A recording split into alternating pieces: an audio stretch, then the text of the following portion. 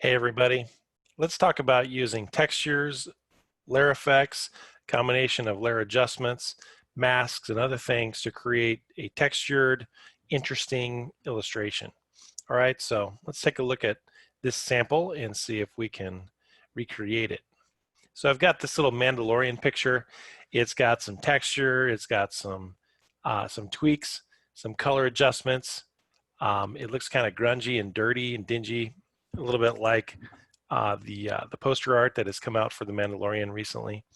And so I want to walk through the steps that you could follow to build this kind of a combination with your photos and your images. All right, so let's turn off the edits and kind of build it up from scratch.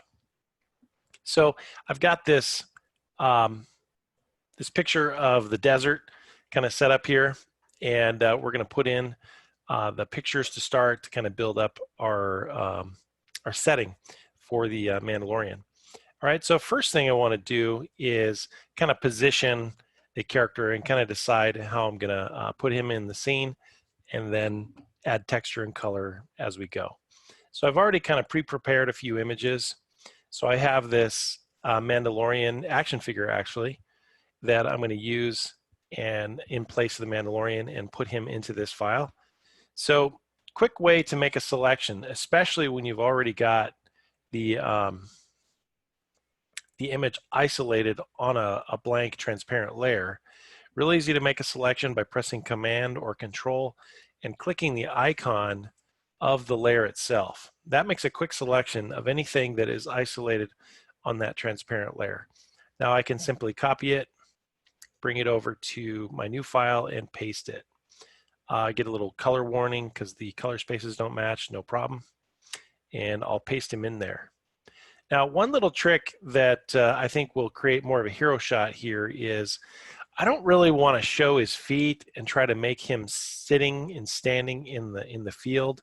Then I'd have to deal with some shadows and some other things. So actually, I'm going to zoom in on him a little bit and make him larger in the frame so that his feet are off the page. Don't have to worry too much about that, that cast shadow. So I'm going to go ahead and go to Transform and Scale.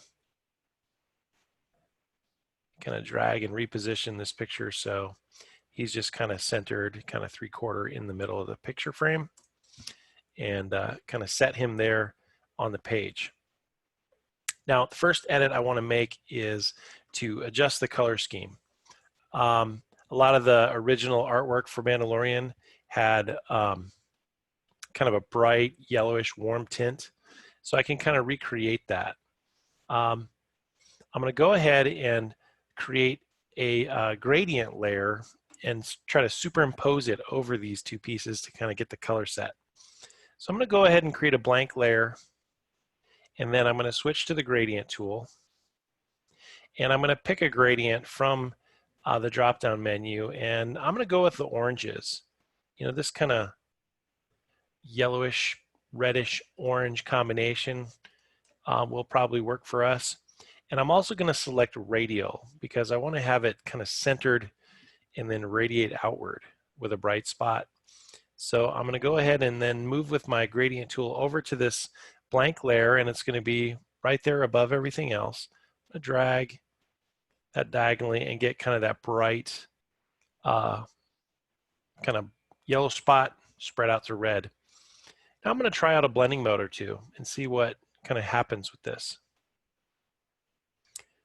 Linear burn, lighten, screen dodge, you know, those are kind of going the wrong direction. Overlay, soft light, hard light, vivid light. Sometimes it's hard to predict what's going to happen, and it's good just to look and see. Ultimately, what I'm going to go for is going to be really vibrant, so I'm thinking somewhere between multiply and burn. And frankly, I think multiply is going to do it. We're going to make further adjustments later on, but this gets us started. Alrighty. Now what I want to do is go ahead and throw on some texture and just kind of rough it up a little bit and see where that takes us. So I've got another file kind of ready to go, this texture file. And one little tip, I guess, is the more natural texture that you can apply to an image, the better off it's going to be in a situation like this. I would never use a Photoshop filter. I'd never use one of the distortion effects or artistic effects, because those always look really fake. The more you can go back to a natural texture, the better. This one happens to work really good because it's already black and white. You'll see how that helps me. You could certainly go out and scrounge around for stone or marble or some other random texture, and then again make it grayscale, because that's going to help you in the editing process, and then bring it into your picture. So I'm going to go ahead and drop that texture in as a separate layer on top of everything, and then I'm going to scale it up, and I'm going to go ahead and just stretch it actually, because it doesn't matter if it's perfectly proportional. Stretch it to fill the whole thing. And again, I'm going to try out some blending modes and see what happens. Multiply, burn. That's really extreme. Lighten, screen dodge, linear burn. And this is where sometimes happy accidents occur you don't expect. Really like that hard light.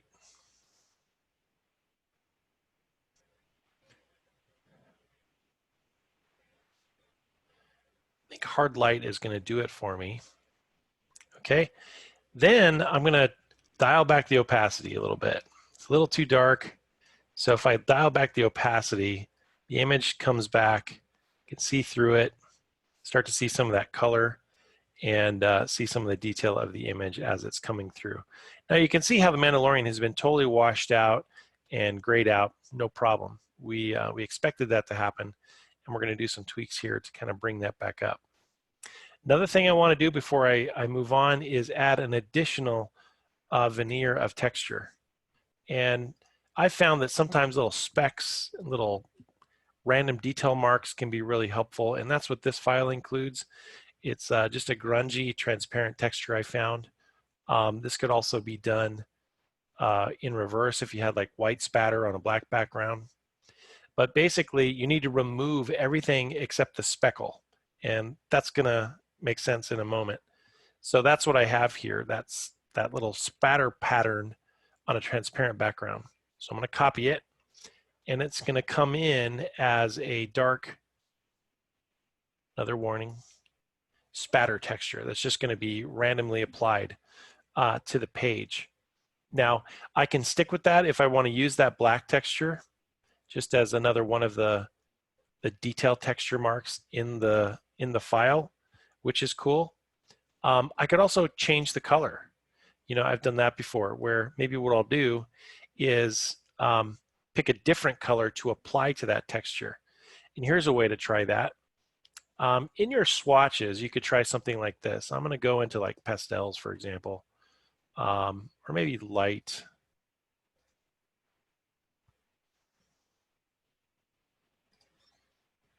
Actually, I was looking for pale. These are the ones I want.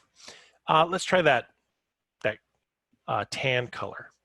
If I drag and drop that onto my page, oops, I dragged it into the wrong spot. I'm going to go ahead and select that texture layer I just put in to make sure this color drops on above it. I'm going to drag that in and drop it onto my page. In the new Photoshop, what happens is it creates a color layer. Instead of filling the empty layer, you get this like fill color layer. I just need to drag that above that speckle texture. And then to colorize that little speckle texture, what I do is I press Option and Alt. And what it does is it forces the color to mask into the black area of that texture I brought in. And that's the reason that this needs to be on a transparent background, because what's going to happen is that yellow color, this tan color, is basically going to paint wherever those little black specks are. But if this was a solid layer with no transparency in it, it would paint the whole thing. So there we go. It just painted into that layer, that little texture, and I can adjust the opacity if I want to use that light texture. So that's another way to change the way the that little texture is used. Sometimes you might want to use black, sometimes you want to use gray, sometimes you want to use a paint color, and you can apply that to the texture and play around with it and tweak it. I think I'm going to lower that opacity. I kind of like it a little bit browner, grayer, darker, like that. Good. Okay, so now I want to re-enhance the Mandalorian himself a little bit to get him to stand out a little more in this texturized image. I'll lower the opacity of that texture a little more. So I zoom in. Yeah, I like that a little better. Okay, so here's what I'm going to do. I'm actually going to duplicate the Mandalorian and make that copy layer come to the top. So I'm going to go ahead and drag that little Mandalorian layer down to the new layer button and make a duplicate. And then I'm going to drag that duplicate up to the very top to put him above everything else. Now I'm kind of back where I started, where I have that brightly colored Mandalorian. Well, I don't really want to use that at this stage. What I'm going to do is make kind of a hybrid. So I'm going to put a mask on that Mandalorian. So I'm going to go to the layer menu. I'm going to go to layer mask, and I'm going to apply a hide all layer mask to him. Okay, and so this is where what I'm going to do is use a paintbrush, like kind of a rough paintbrush, to paint in that image so that image is revealed through paint texture. And this is how it can work. If I switch over to my paintbrushes, and what I'm going to do is I'm going to go for kind of a rough, chalky brush. I might try this ink brush here, see what happens. Increase the size a little bit. And just a little tip, if you want to lower the opacity of your brush, what you do is you press the number on your keyboard. If you press 40, it's going to be a 40% transparency brush. 20, press 2, it's going to become a 20%. Kind of see that little strength button up there at the top. And what I'm going to do here is paint with white inside that mask. So just paint a little bit of white.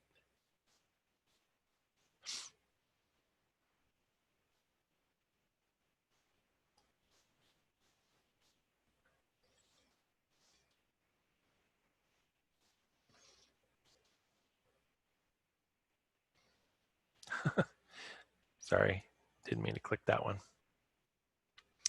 All right. I'll try a different brush. That one's not working very well. Maybe this charcoal one. Go back to that lower opacity, like 4. There we go. And if I was using my Wacom tablet, I could do this with brush strokes and pressure sensitivity. This case, I can just kind of tap it with the mouse and it'll kind of stipple it. You can see how by doing that, it creates another little texture out of it, and it slowly paints back in the photo. But because we used a texture brush for painting the mask, it makes it irregular and more natural. And again, that's another technique for adding that distortion, that randomized effect to your picture, because Photoshop does such a good job of making everything look perfect. We have to kind of do these workarounds to make things look unique, handmade, or original. Alrighty. Now I could continue with this stipple brush.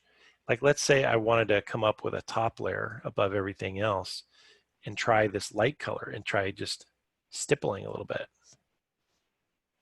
Just clicking with my mouse and kind of randomly putting in some of that texture in there.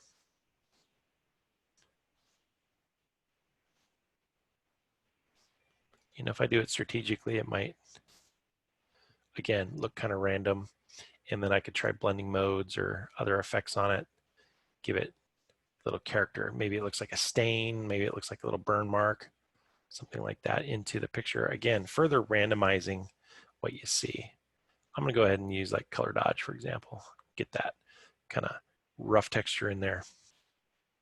course, you could always come back with the eraser and use that same texture brush to kind of erase back out what you painted as you play with it. All right, another thing I could do to kind of harmonize or tie these colors back together would be to apply a hue and saturation adjustment to this entire image. So sometimes I'll do that. I'll go to my adjustment palette and I'll apply a hue and saturation adjustment. And then I might click desaturate on that little slider. Kind of bring it down a little bit. I could even click colorize, which would then kind of harmonize the colors a little bit, brighten up the lightness. And then what I do is I further adjust that adjustment layer by adjusting opacity. And what that can do is kind of tie your picture back together. So in this case, it kind of softened it, dimmed it a little bit. Maybe that's the effect I want, maybe it's not. But sometimes by using a harmonizing color or harmonizing hue and saturation adjustment, you bring everything into the same color space for the final effect. For whatever reason, I kind of feel like it should have darkened edges. Like maybe that's just in my head, comes from what I've seen for Mandalorian, or maybe it's because I'm just thinking of the Old West, and Old West photos had kind of darkened edges. The exposure wasn't very good. Or maybe I want this to look like it's got a torn edge or something like that. So maybe what I could do is try adding a little bit of vignette to this. So as a final step, what I'll do is make a blank layer above everything. And I'm going to go ahead and use my elliptical tool and draw an ellipse. Kind of position that in the middle of the page. And I'm going to add a feather to this selection so that it fades what I'm going to paint. So I'm going to go to the select menu, I'm going to go to modify, and I'm going to go to feather. Okay, and maybe try something like 75 pixels. Click OK. And then what I'm going to do is I'm going to paint black into that little vignette on the edges, and then kind of tweak that, try and multiply and see what happens. So I need to invert the selection first. And then on this top layer, it's a blank layer, I'm going to fill that inverted selection. So I'm going to go edit, fill it with black, click OK. And there I have kind of that vignette, which I can further taper and adjust with the opacity. Ooh, that looks kind of cool, kind of burnt in that 60% range. So these are just a few things you can do to throw texture in there, add some, distressing effect to it. And it's all about playing with light, shadow, texture that you can apply from multiple sources in multiple ways to give it kind of that realistic look. Now, I would probably sit and fiddle with this for a few more hours, just playing around with lighting, maybe creating a little specular highlight on his armor. I might even go in there with a tablet and kind of detail in some outlines or some other little distressed effects. So there are a lot of details that you could further apply to this, but this might get you started on creating something a little more unique and interesting. All right, so hope you enjoyed that. See you next time.